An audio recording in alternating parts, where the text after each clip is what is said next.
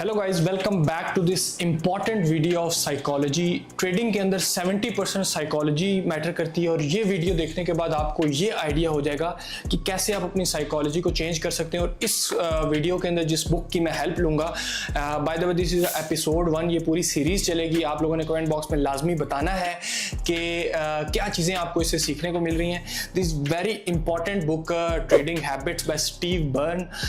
कमाल के ट्रेडर हैं, साइकोलॉजी के ऊपर बेशुमार बुक्स लिखी हुई हैं और ये बुक्स पढ़ने के बाद आपकी साइकोलॉजी बिल्कुल चेंज हो जाती है। मैं ऑलरेडी ये पढ़ चुका हूँ, लेकिन आप लोगों के साथ ये जब सीरीज बनाऊंगा तो काफ़ी सारी चीज़ें सीखने को दोबारा मिलेंगी और आपको भी मिलेंगी सीखने के लिए कि कैसे आप अपनी साइकोलॉजी को ठीक कर सकते हैं। और एक चीज़ मैं आपको बता दूं कि इस वीडियो को आप देखेंगे तो एक चीज़ का आपको आइडिया होगा कि यार ये मिस्टेक तो मैं कर रहा था जो इस बुक में मेंशन, और कैसे उसको दूर करना है वो भी मैं आपको बताऊंगा। तो सबसे पहले जो भी रूल्स हैं वो मैं आपके साथ पहले इंग्लिश में आपके साथ पढ़ के आपको बताऊंगा, फिर उसके बाद मैं आपको उसको रिलेट कर सकूंगा कि ट्रेडिंग में कैसे आप इसको ठीक कर सकते हैं और कैसे आपके साथ हो रही है।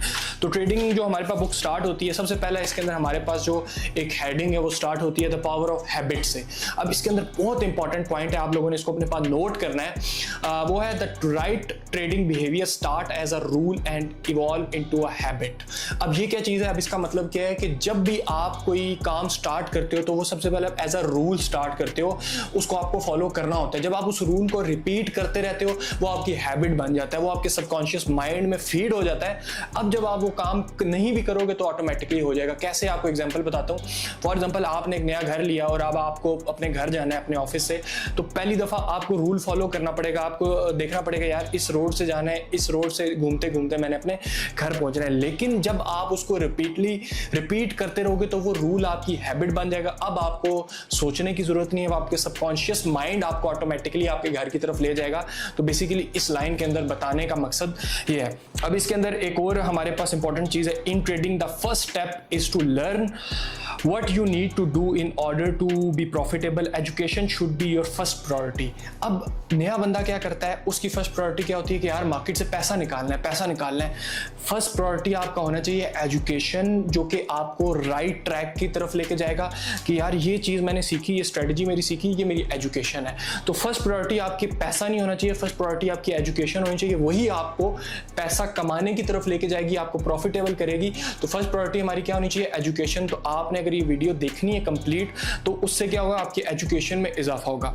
अब इसके बाद continued learning through chart studies, back testing price pattern, interacting with experienced trader and reading great trading material is the best habit a new trader can develop. अब वही चीज़ बता रहे हैं कि सबसे बेस्ट हैबिट क्या है एक नए ट्रेडर के लिए, कि आपने जो एक्सपीरियंस ट्रेडर्स हैं उनके साथ टाइम स्पेंड करना है। जो इस मार्केट में जिनका टाइम ज़्यादा हो गया है, आपने अपना इन्वायरमेंट ऐसा क्रिएट करना है कि आपके जो इन्वायरमेंट में लोग हों वो ट्रेडिंग कर रहे हो, वो प्रॉफिटेबल हो, उनको टाइम हो गया, आपने ट्रेडिंग से रिलेटेड अच्छी बुक्स पढ़नी है। जैसे ये एक अच्छी बुक है 39 हैबिट्स। इस तरह से और ट्रेडिंग जो आपने वीडियोस देखनी है ताकि आपका जो माइंड है उसके अंदर राइट इंफॉर्मेशन जाए और उस राइट इंफॉर्मेशन को अपने चार्ट्स पे अप्लाई कर सको।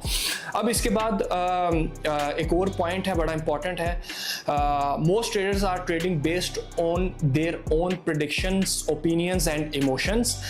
These are the worst trading signal. अब ये चीज़ आप लोगों के साथ होती है कि ज़्यादातर नए ट्रेडर्स अपने पर्सनल ओपिनियंस की तरफ ट्रेड करते हैं। कैसे? यार गोल्ड की प्राइस जो है वो 2000 से गिर के आ गई है 1950 पे, 500 पे नीचे, यहाँ से बाय कर लेते हैं। So these are the opinions जो कि आपको लगता है कि मार्केट यहाँ से ऊपर जाएगी, इससे मार्केट का कोई कनेक्शन नहीं है। तो बताना क्या चाह रहे हैं स्टीव बर्न यहाँ पर कि आपका जो ट्रेडिंग सिग्नल होना चाहिए वो आपके पर्सनल ओपिनियंस पे नहीं होना चाहिए, वो आपको लगने से नहीं होना चाहिए, वो किसी टेक्निकल सिग्नल्स की बेस पे होना चाहिए, किसी चार्ट्स के बेस पे कि मैंने यहाँ से बाय करना है क्योंकि यहाँ पे मार्केट की सपोर्ट है, यहाँ से बाय करना है, यहाँ पे 200 मूविंग एवरेज है।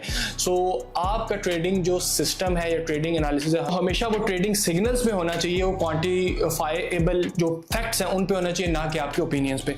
अब इस चीज को दूर करने के लिए क्या बेहतरीन बात की है, replace your opinion with trade signal, your ego with position sizing and your emotion with a trading plan. यानी कि आपने रिप्लेस करना है अपने ओपिनियन ओपिनियन को कि आपको लगता है कि मार्केट ऊपर जाएगी या नीचे जाएगी, इसको किससे आपने दूर करना है?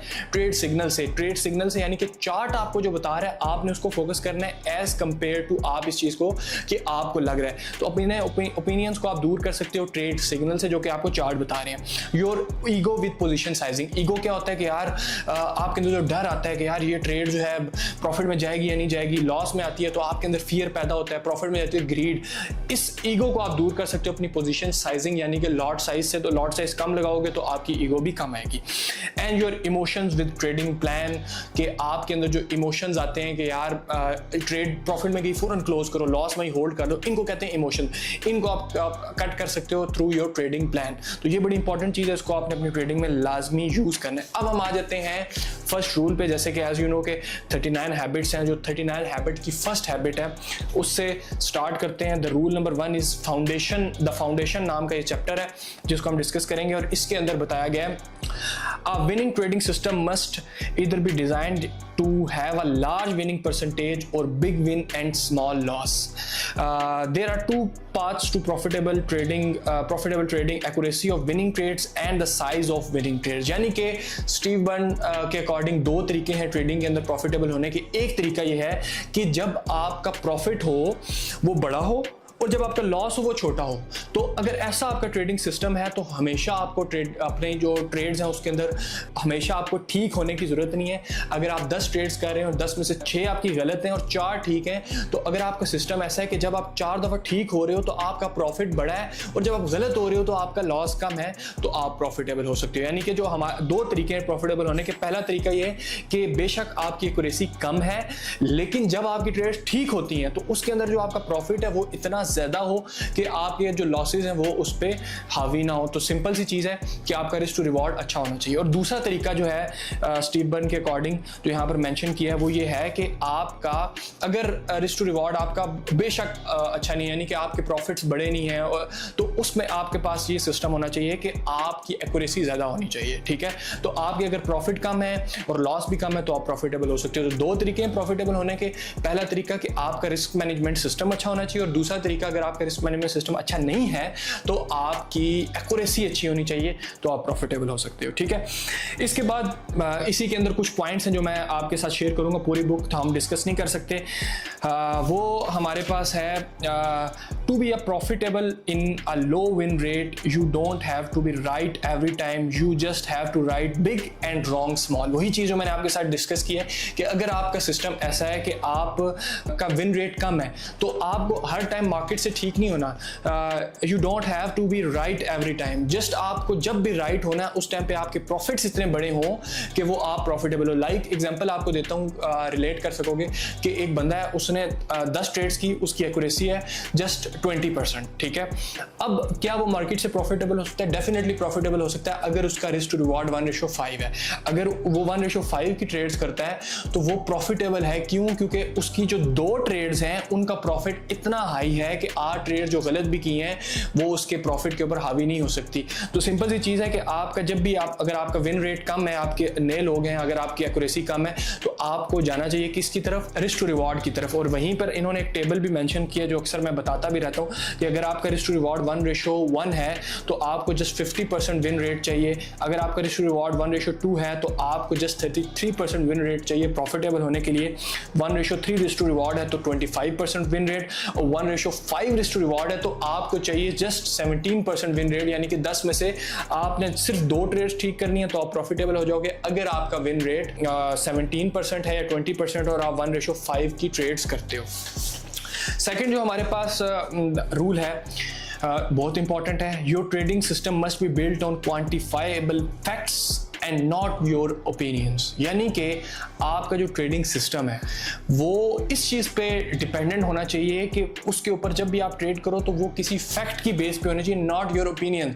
वही चीज़ जो पहले आपको डिस्कस की कि यार मुझे लगता है कि मार्केट यहाँ से ऊपर जाएगी, तो ये कोई ट्रेडिंग फैक्ट नहीं है, ये कोई ट्रेडिंग सिग्नल नहीं है, ये आपका सिर्फ एक ओपिनियन है। उससे मार्केट का लेना देना नहीं है। तो आपके पास एक क्वांटिफाइबल फैक्ट होना चाहिए कि मार्केट यहाँ से ऊपर जाएगी, और वही यहाँ पर इन्होंने मेंशन किया है कि new traders may take trade based on feelings but professional traders based trades on the facts. यानी कि नया ट्रेडर अपने फीलिंग्स के ऊपर ट्रेड करता है, इमोशंस पे ट्रेड करता है, और एक प्रोफेशनल ट्रेडर, एक एक्सपीरियंस ट्रेडर ट्रेड करता है फैक्ट्स के ऊपर कि यार फैक्ट है क्या।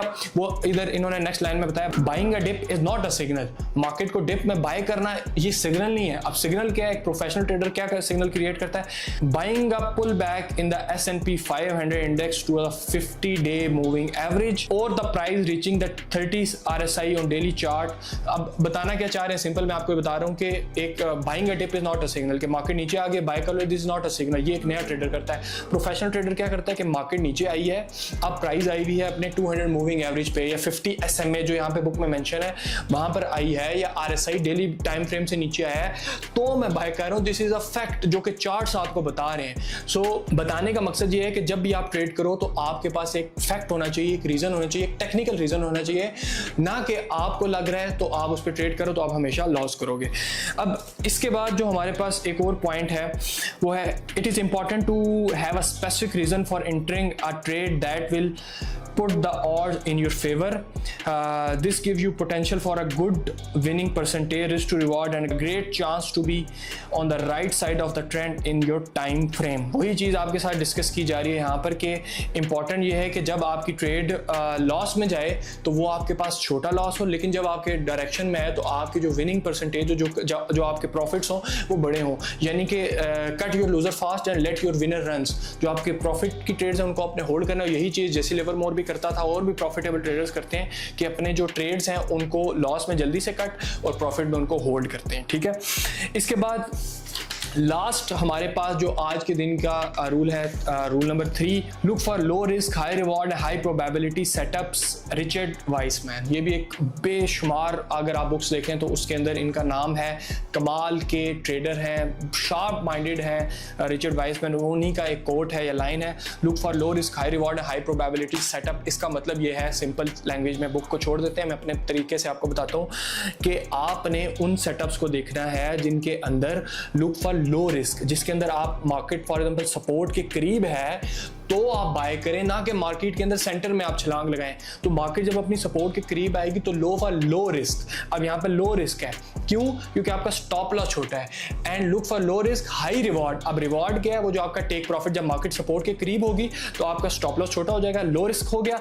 अब हाई रिवॉर्ड जो वाइसमैन कह रहे हैं कि आपका हाई रिवॉर्ड डेफिनेटली जब सपोर्ट पे बाय कर रहे हैं तो आपका टारगेट बड़ा होगा। तो look for low risk high reward and high probability setup का मतलब ये है कि आपका जो वहां पर सेटअप होना चाहिए वो किसी डेली टाइम फ्रेम की सपोर्ट हो, 4 आवर की सपोर्ट हो, या वो जहां पर आप बाइंग कर रहे हो वो कोई बहुत इंपॉर्टेंट की लेवल हो जहां से मार्केट ऊपर जा सकती है। वो लिक्विडिटी स्वीप भी हो सकता है, वो कोई 200 मूविंग एवरेज भी हो सकती है, वो कोई सपोर्ट भी हो सकती है, वो VSA के अकॉर्डिंग भी हो सकती है। तो तीनों चीजें मीट करेंगी इस लाइन के अंदर के लुक फॉर लो रिस्क यानी कि सपोर्ट के करीब लो, हाई रिवॉर्ड टारगेट आपका बड़ा होगा, और हाई प्रोबेबिलिटी सेटअप यानी कि जो आपका टेक्निकल रीजन हो वो बड़ा स्ट्रांग हो।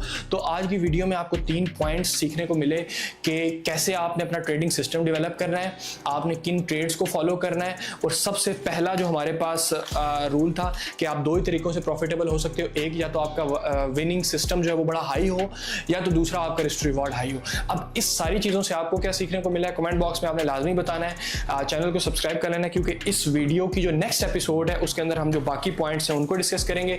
इस बुक को आप PDF में भी पढ़ सकते हैं। इसके अलावा आप इसको पाकिस्तान, इंडिया, बांग्लादेश या किसी भी कंट्री से आप UAE से देख रहे हैं तो आप इसको ऑनलाइन भी ऑर्डर कर सकते हैं। So I hope so you like the video. See you soon in the next video. तब तक के लिए गुड बाय।